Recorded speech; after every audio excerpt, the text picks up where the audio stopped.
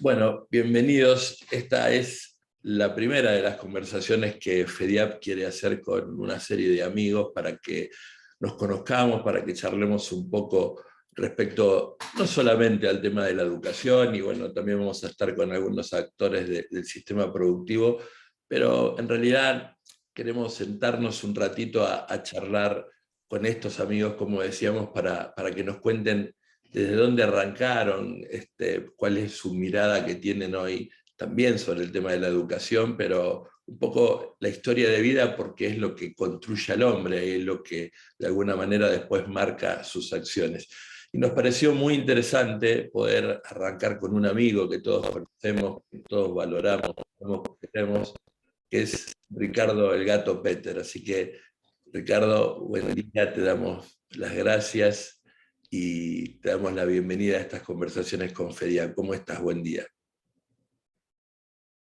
¿Qué tal, Juan Carlos? Buen día. Muchas gracias a vos, a la gente de FEDIAP, por la consideración, por estar conectados. Y un placer realmente, como siempre, volver a estos temas, ya que yo estoy retirado de hace un tiempo de la educación, ¿no?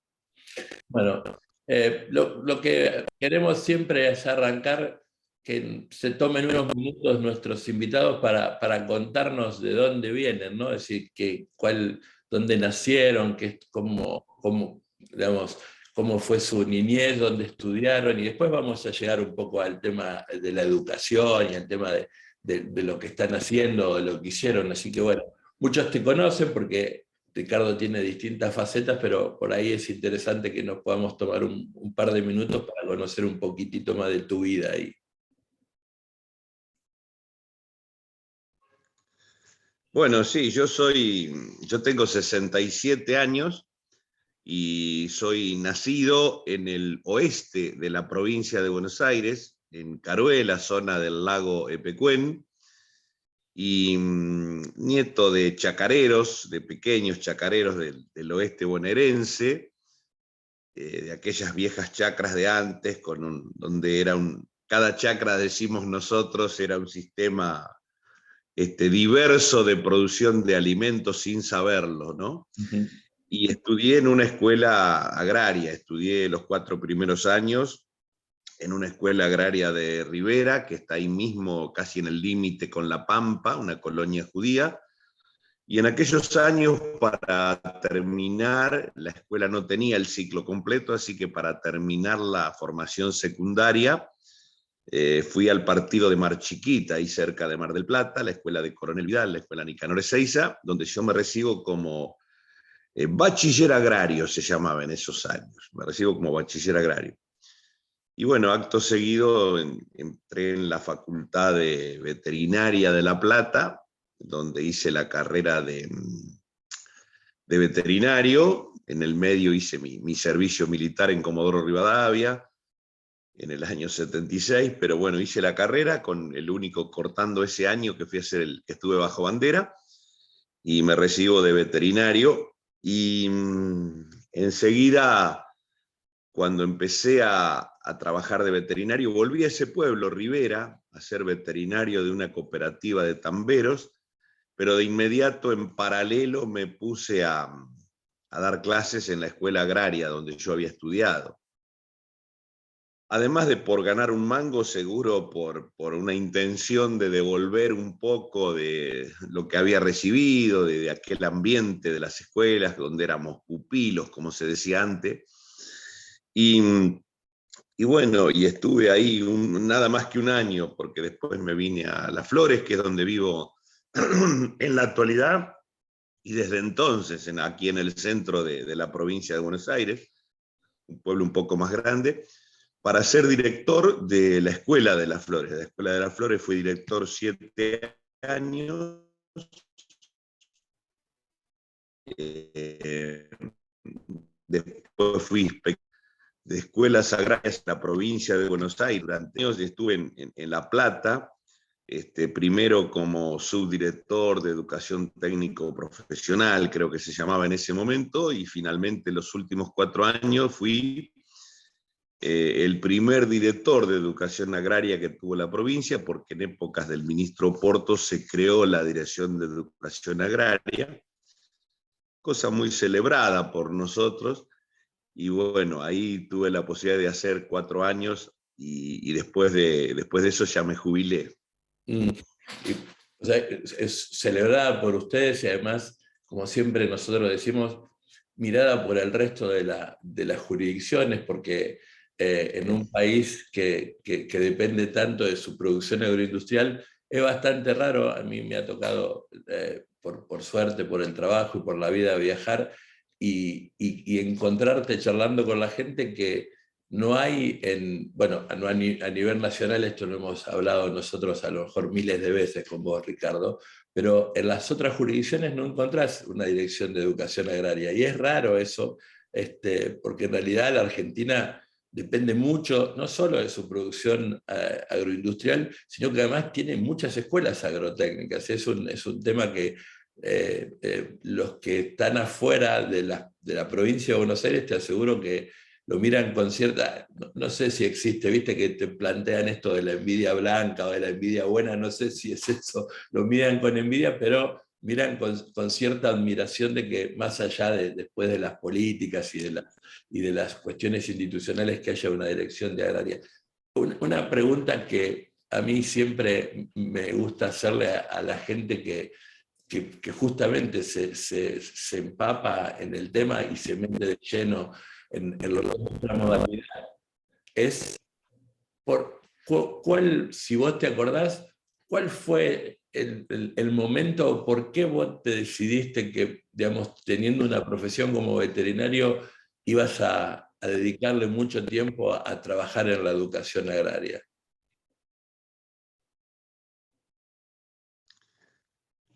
Mirá, yo, a mí me parecía siempre, yo tengo muy buenos recuerdos, como casi todo el mundo seguramente, de la época del secundario. No de gusto los pedagogos dicen que es la época de construir ciudadanía, ¿no? Uno se construye como ciudadano en la época del secundario y ojalá Dios quiera que sea así. Y bueno, uno guardaba en ese sentido y en ese contexto muchos buenos recuerdos del secundario y aparte uno cuando se va alejando en el tiempo va mejorando la perspectiva y yo quería a lo mejor volver a ese ambiente, quería no olvidármelo, quería devolver lo que había recibido, porque seguramente yo pude ser veterinario porque estuve en una escuela agraria y le terminé de tomar el gusto a esta cuestión. Y creo que una de las razones por las que volví a la educación agraria donde me había formado fue esa, de volver, como te decía, a un paisaje productivo y educativo, todo lo recibido y protegerme del mundo exterior ahí adentro. Pero respecto a lo que vos decías, que es difícil que los estados de cualquier jurisdicción definan un sector para la educación agraria, es lo mismo que pasa en general con las políticas y el campo. Más allá de que a veces las políticas puedan ser bien intencionadas, cuesta entender el campo. Por lo que también hemos hablado tantas veces, Juan Carlos, algo tan complejo como decir el campo, que decís todo y no decís nada, es muy difícil de entender para que no es del palo, como dicen los chicos, para el que viene de afuera. Y exactamente lo mismo pasa con la educación agraria. O sea, evidentemente la educación agraria, aunque a lo mejor sumamos 15.000 pibes en el país, es difícil pertenecer a la educación agraria entenderla. Entonces viene la especialidad más de la educación técnica. Hablo desde las buenas intenciones, pensando en gobiernos que tienen buenas intenciones y sin embargo igual les cuesta entender el campo, o conducciones de educación que pueden tener buenas indicaciones, pero aún así, buenas intenciones, pero aún así les cuesta entender la educación agraria. Y entonces toda una, es con una complicación. Yo hace poco me invitó un gremio a una mesa Entonces, tipos cuando yo estaba dentro del sistema y con los que he peleado, entre comillas, a los codazos para hacerle un lugar a la educación agraria, yo le preguntaba cómo nos veían, a ustedes, a vos, a mí, a FEDIAP, a la educación agraria. Y el tipo a la distancia y sin ya tener que dirimir intereses conmigo, me decía, no, y es para mí la verdad que es un sistema difícil de entender, pero corporativo en el buen sentido, es el sistema donde la educación se relaciona más naturalmente con la producción. Esto nosotros, vos y yo lo hemos dicho desde siempre, pero que lo diga un tipo de afuera, a mí me parecía maravilloso, ¿no? Y me decía, y además son cerrados los de educación agraria para bien y para mal. Por supuesto, la lucha mía después dentro de ese pequeño gran sector que es la educación agraria ha sido tratar de que para afuera nos vean como un solo sector, escuelas públicas de gestión pública y de gestión privada, educación agraria tradicional y de alternancia, educación agraria de escuelas, institutos, colegios, educación agraria no formal, cursos de formación de oficio, para que también el campo, de vuelta por acá, que es nuestro sector donde nacemos, o los interlocutores que tenemos, los actores del proceso productivo del campo, también puedan entenderlos y no arrastrarnos en pequeñas internas que a veces nosotros tenemos, que el de afuera no entiende nada. Y nosotros decimos, no, porque esta escuela es de gestión privada, esta escuela es de gestión pública, no, porque esta alternancia. La verdad que generalmente la sociedad espera respuestas de nosotros y nosotros tenemos grandes responsabilidades en ayudar a definir esta nueva ruralidad de poca gente en el campo, de nuevos procesos, de nueva tecnología, de nuevas formas asociativas de producción. Nosotros tenemos una gran responsabilidad como sector. Entonces no podemos, si esto lo pensé siempre, no podemos distraer esfuerzos en discusiones entre nosotros que la verdad que de afuera no se entienden, y tenemos que sumarnos a eso, todo eso que es el campo, y cumplir ahí nuestro papel, ¿no? Sí, además de ser una gran verdad y una radiografía muy acertada lo que planteás, es complejo desde la denominación. Lo decías, el campo, siempre planteamos nosotros, es decir, incluso después de lo que fue, por llamarlo de alguna manera, para no andar en el tema, el conflicto del 2008, quedó planteado el campo como una situación única, digamos, como un señor que tiene una 4x4 cargada de soja, y yo siempre digo lo mismo, digo, el campo también es un tialero en Capiobí, Misiones, y un criador pequeño creador de ovejas en Sarmiento, en Chubut, digamos. Digamos, la palabra campo es una cosa muy abierta que a veces les cuesta entender al de afuera. Creo que nosotros de rebote en la educación agropecuaria también tenemos esa historia. El año pasado internamente paríamos una frase en FEDIAP que era: a la educación agraria hay que entenderla y atenderla, digamos, es decir, hay que entenderla porque en esta cuestión que para veces nosotros es muy difícil explicarla, hay que entenderla, estoy hablando de la afuera, y atenderla.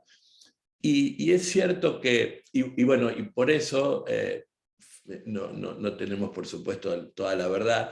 Desde hace un tiempo, FEDIAP, cuando decidió cambiar, digamos, su modalidad de trabajo, esa cosa, empezó a hablar de educación en el medio rural, digamos, para contener a todos, digamos, para dejar de esos kiosquitos y entender que todas las alternativas formativas son válidas en el medio rural.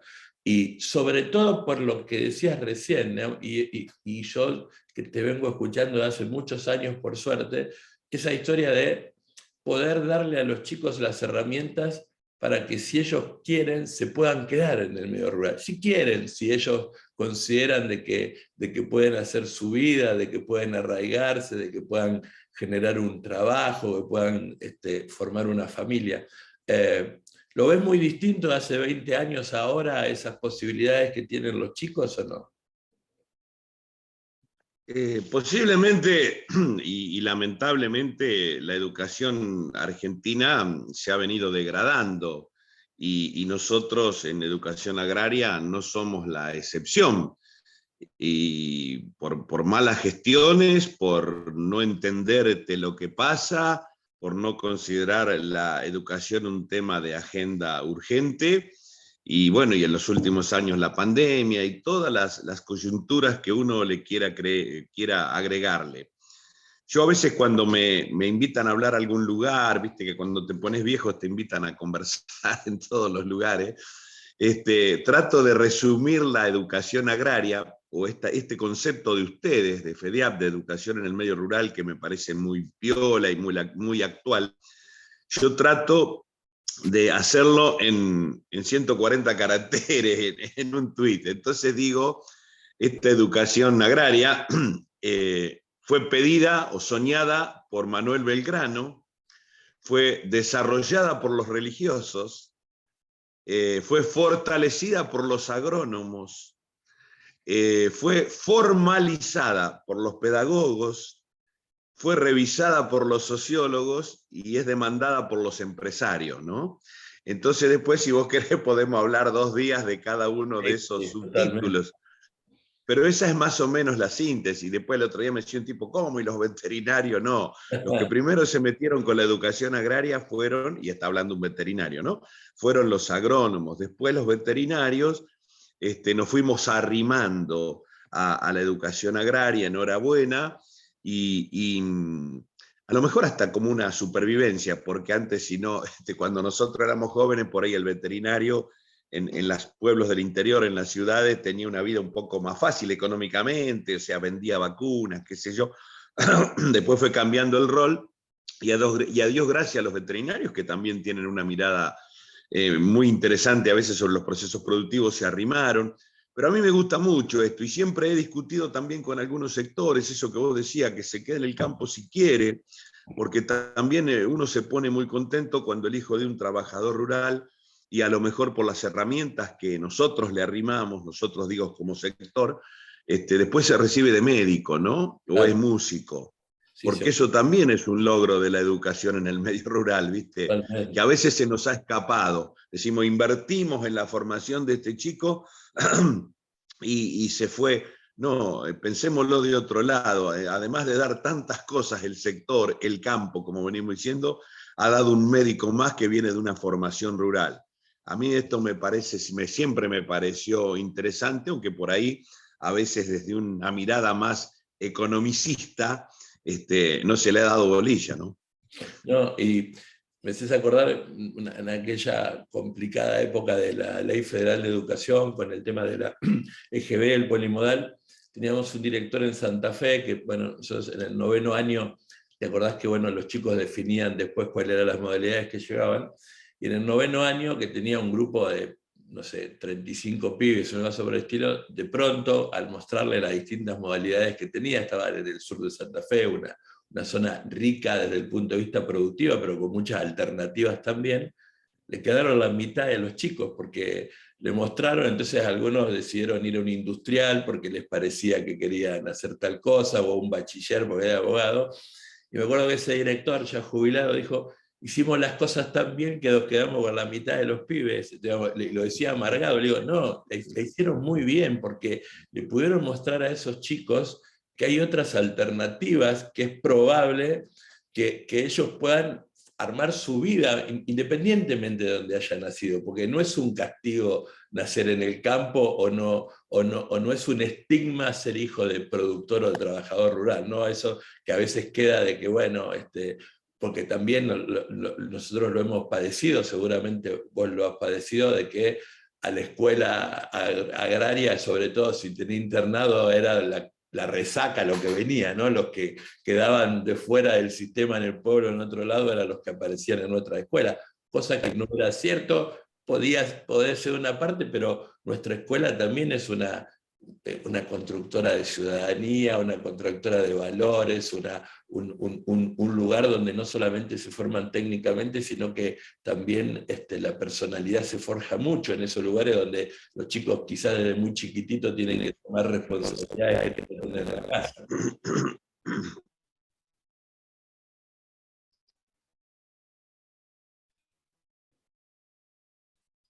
Sí, bueno, lo he dicho siempre esto, no es una mentira, es cierto, época sobre todo del Estado, fueron creadas, a veces medio escondidas en el campo, para contener a algunos chicos problemas. Y yo tengo hechos puntuales, o sea, cuando en algún momento de mi gestión en la costa atlántica,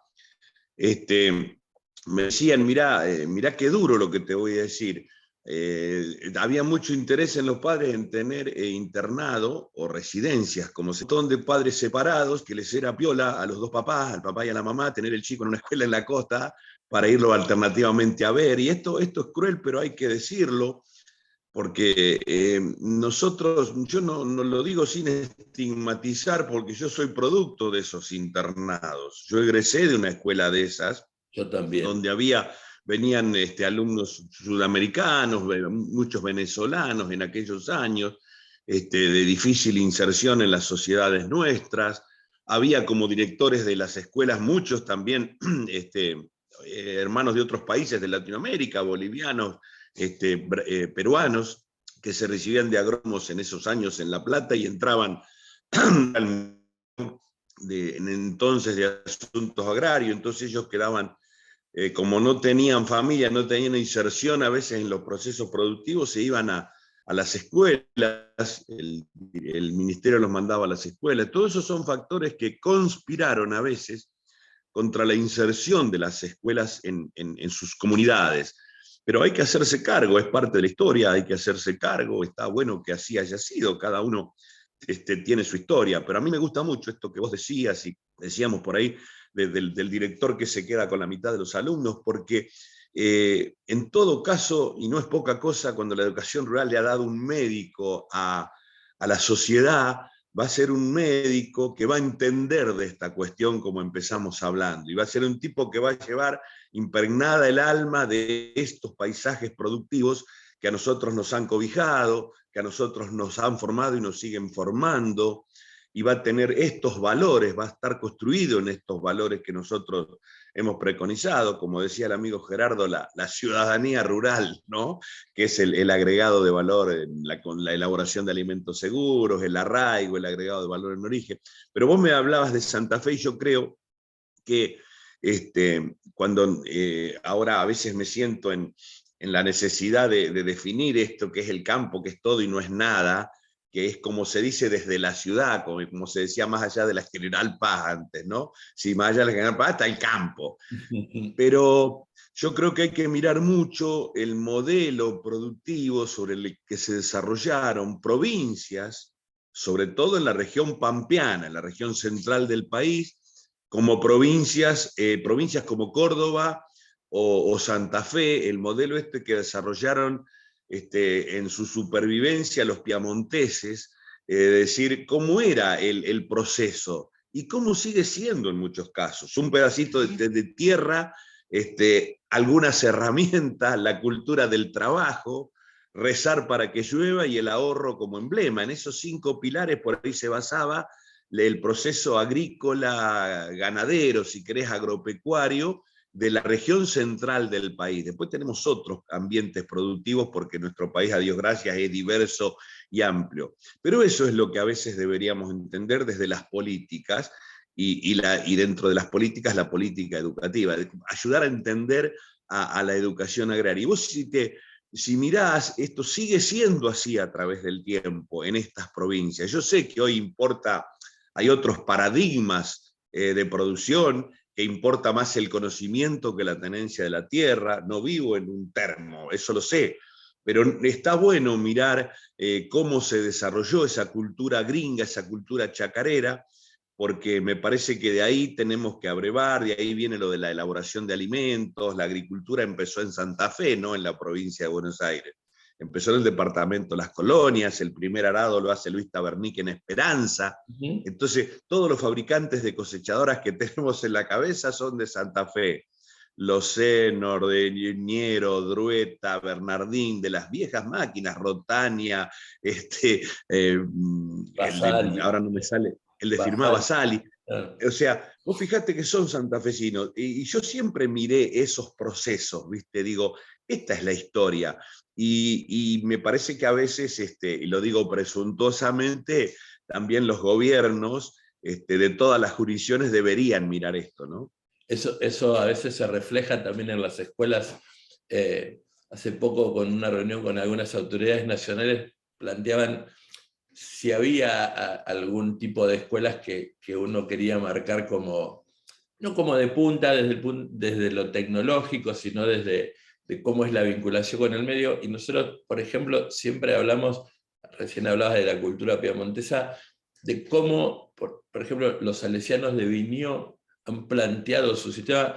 Nosotros hicimos un estudio hace un tiempo con Cristina Plenkovich, Irma Briasco, Pedro Weinberg, bueno, digamos, por el tema de Fonietip, y analizamos 4 instituciones a nivel país, digamos, de distintas modalidades y distintas gestiones. Hicimos la Escuela de las Delicias de Entre Ríos, una escuela centenaria con 2 pesos, la escuela, una EFA de Corrientes, la de Santa Lucía, un CFR, una escuela de alternancia en Saladillo, y la escuela de Viñó. Y Cristina Plenkovic, con esa sabiduría que tiene, el capítulo de la escuela de Viñó colocó un pueblo con una escuela adentro, perdón, al revés, una escuela con un pueblo adentro, porque en realidad la escuela de Viñó, que es mucho más que todo el pueblo, porque es más, sus calles laterales pasan por adentro de la escuela, tiene esa mirada que vos decías, esta historia de valorar el trabajo, la producción de los alimentos, el tema de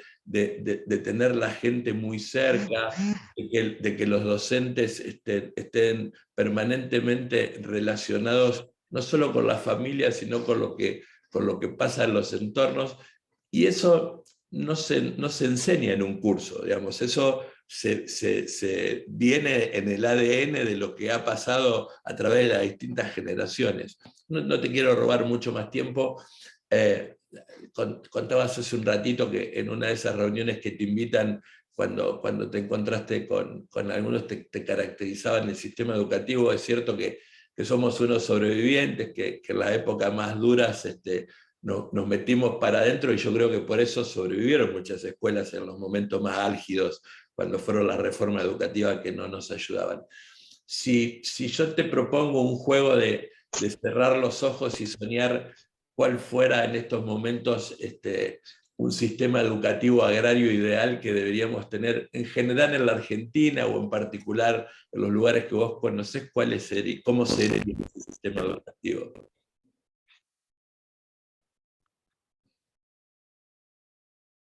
No, yo le apunto me parece que el sistema ideal para nosotros sería un sistema donde se nos da Juan Carlos, nada más. Cuando te entiendo, un sistema único, para el adentro, digo, de la educación, como dijimos, todas las variables que nosotros tenemos en formas de gestión, formatos, ser poder mirarnos nosotros mismos como una educación para el medio rural única, y de afuera que nos entiendan en el financiamiento, cuando las leyes de financiamiento educativo, que no nos pongan en un corral más de la educación técnica, sino que nos dejen ser. Mira, yo ni siquiera me parece que es una cuestión de presupuesto, muchos colegas me van a querer matar, pero me parece que antes del presupuesto, de que haya más plata para financiar, me parece que tiene que existir esto de entender cómo es la educación agraria. Yo sueño con un sistema donde se nos entienda, porque ahorraríamos mucho tiempo y muchas reuniones y muchos años de vida de los dirigentes teniendo que explicar esto. Porque bueno, vos ahora me das la noticia de que hay un amigo, Pablo, como presidente FEDIAB, pero con Pablo y vos, la verdad que hace 30 años, no sé qué, venimos peleando, luchando, diciéndonos cosas entre nosotros, pero no somos muchos, ¿me entendés? Por eso siempre nos volvemos a encontrar, ¿viste? Y los maristas, y los salesianos, y acá, y allá, y esto, y el otro, y realmente entre nosotros no tenemos que explicarnos nada. Tiramos un título y sabemos de qué se trata. Y Cristina, que ha sido también, Cristina Plenkovic, compañera en muchos tramos de los caminos. Después no sé, yo dejo para los políticos esa letra de si tiene que haber una ley de educación agraria o no. Yo eso no sé la oportunidad, no es mi tema. O como me decía una vez el ministro Domínguez cuando en otra gestión anterior, cuando estuvo en Agricultura, me decía, ¿qué es el INET? Porque él nos veía, viste, este país de las siglas, que Claro, vivimos con, total. todos son siglas. Entonces él me decía, ¿y qué es el INET? Claro, un tipo que no era de la educación agraria, ¿no? No, es el Instituto Nacional de Educación Tecnológica que nos fundamenta y tenemos problemas. Yo le explicaba desde nuestro nivel, digo yo, tenemos problemas porque las escuelas técnicas nos machucamos entre nosotros, no nos entienden. Bueno, me dijo, fundemos el INEA, que sea un Instituto Nacional de Educación Agraria. Imagina que si yo tiro el mundo educativo era una bomba, pero desde afuera a veces la mirada de la gente simplifica las cosas y es eso, es que nos entiendan la especificidad. A mí me parece el tema más delicado, es el tema más delicado, como también debe ser para el sector productivo nuestro, el sector productivo desarrollado en el medio rural, el tema más grave es que los gobiernos lo entiendan. Insisto, antes de las buenas intenciones o después de las buenas intenciones. Entonces, a nosotros nos pasa lo mismo, no somos demasiado distintos al sector productivo que nos contiene. Así que ojalá, no sé si lo voy a ver yo, pero ojalá se camine por lo menos en ese sentido, ¿no? Ayer estuvimos aquí, yo vivo en San Nicolás, en la provincia de Buenos Aires, y estuvo Pablo, recuerdo, el presidente de FEDA Nuevo, que tiene, como vos decís, muchos años como nosotros trabajando en el tema. Por suerte hay un equipo más joven que lo está acompañando también. Y hablábamos de esto, ¿no? Justamente de lo que vos recién decías, que bueno es escuchar que hay miradas congruentes en esta historia, de que en realidad a veces no es una cuestión de presupuesto, es una cuestión de intención, es una cuestión de actitud, y es una cuestión de escuchar a los que están en el territorio, fundamentalmente, ¿no? Es decir ver cuáles son las historias, porque yo tengo una frase que es medio grosera, no por la palabra, sino por el ejemplo, casi antipática, porque siempre digo, con plata somos todos Reyes Magos. Es decir, el tema es interesante ver cómo generar política, cómo generar legislación, cómo generar esa masa crítica que quede independientemente de quien esté después gobernando. Y creo que nuestra educación agraria y nuestros pibes en el medio rural se lo merecen. Gato, no quiero robarte más tiempo, quiero agradecerte. Sabes que te queremos, que te valoramos un montón, que para nosotros sos un faro, en verdad, y no lo digo porque estamos adelante, lo hemos dicho siempre, te escuchamos siempre con mucha atención. Te quiero agradecer este ratito que nos dedicaste y ojalá que nos podamos encontrar prontamente para poder dar un abrazo y seguir en este sueño que siempre tenemos, que es, como decíamos hace un rato, que nos entiendan y nos atiendan.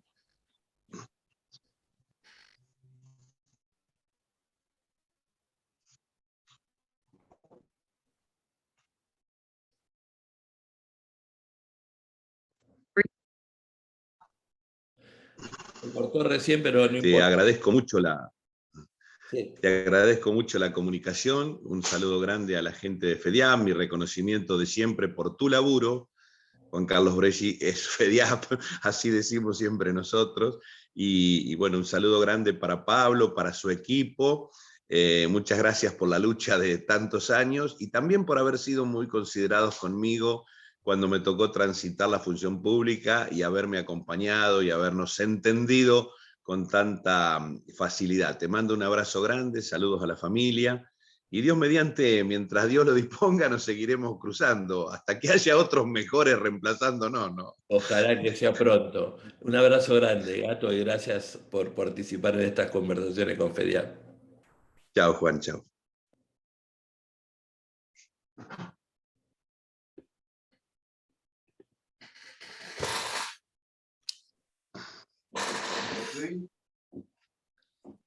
Bueno, ahí cortamos la conversación, yo la corto, Gato. Muchas gracias.